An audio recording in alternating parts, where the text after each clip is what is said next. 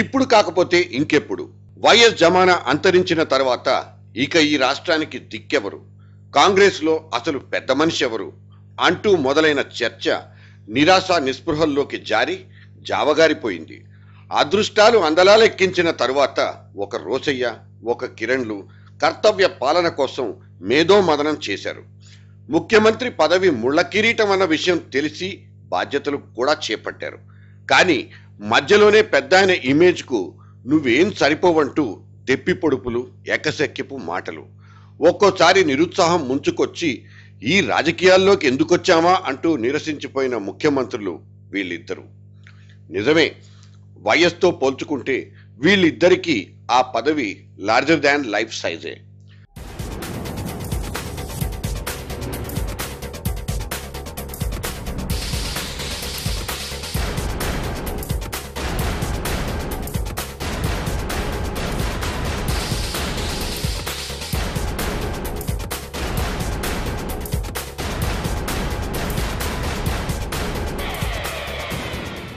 రోసయ్య మాస్టర్కు తన జీవిత ఘట్టంలో చివరాకరణ దక్కిన ఈ ముఖ్యమంత్రి పదవి నిజంగా ఒక రోకలి బండే. ఆ బండను నెత్తిని కట్టుకుని పాపం ఈ రాష్ట్రం అనే డొక్కు బండిని లాక్కెళ్లాలంటే ఆయన చేత కాలేదని ఒప్పేసుకోవాల్సిన అగత్యం పట్టేసింది. 4 రాళ్లు అటు ఇటు వేసి ఆర్థికాన్నైతే చక్కబెట్టే చాణుక్యాన్ని నేర్చుకున్నారేమో కానీ పూటకో రాజకీయంతో గ్రూపులు కట్టే కాంగ్రెస్ వాదులతో జెండుబాం పూసుకోకుండా ఆయన ఏనాడు సుఖంగా నిద్రపోయింది లేనే లేదు. సరే, మేడం మార్చేసిందో, ఆయనే రాజీనామా చేశారో, ఆ తర్వాత వచ్చిన రెండో కృష్ణుడు సీట్లో కూర్చుని తన మీసం మెలయ్యబోయేలోగా పాత రోకలితో పాటు కొత్త రోకళ్లను తలకెత్తుకోవాల్సి వచ్చింది కిరణ్ బాబుకు. అందుకేనేమో ఇప్పుడు మీసాలు లేవు.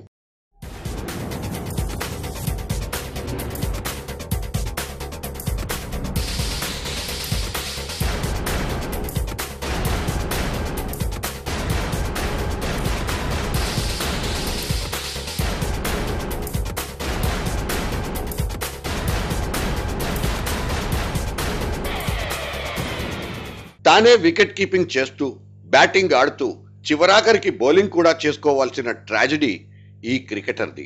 నిర్ణయాలు తీసుకోలేని పోస్ట్ మ్యాన్ జాబ్ కి ఢిల్లీ నుంచి వరుస హుకుంనామాలు. తేడాలొస్తే కుర్చీయే గల్లంతు.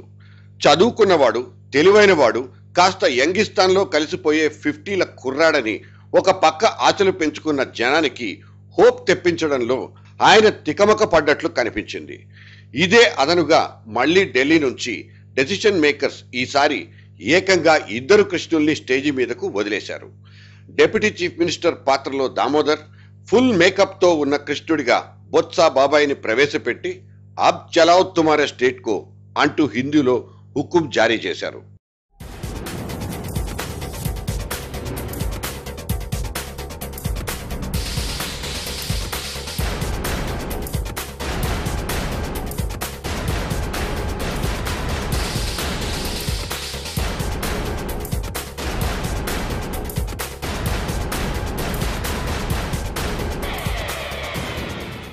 అంత ఎత్తు పొడుగున్న బొత్సాకు పాము మంత్రం తెలుసని అధిష్టానం తెలివితేటలు.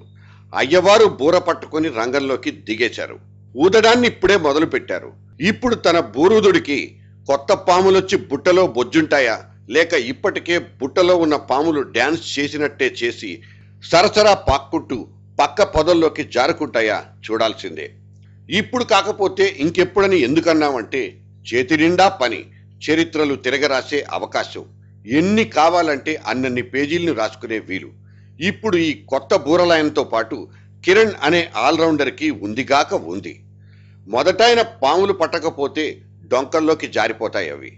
రెండో ఆయన క్యాచీలు పట్టకపోతే బంతులు బౌండరీలు దాటేస్తాయి. సదరు బంతుల్ని తిరిగి చేరేయడానికి గ్యాలరీల్లో కూర్చుంది మామూలు ప్రేక్షకులు కాదు, తస్మదీయులు.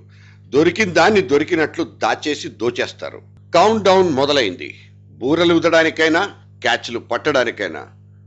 జో డర్ గయా వో మర్ గయా.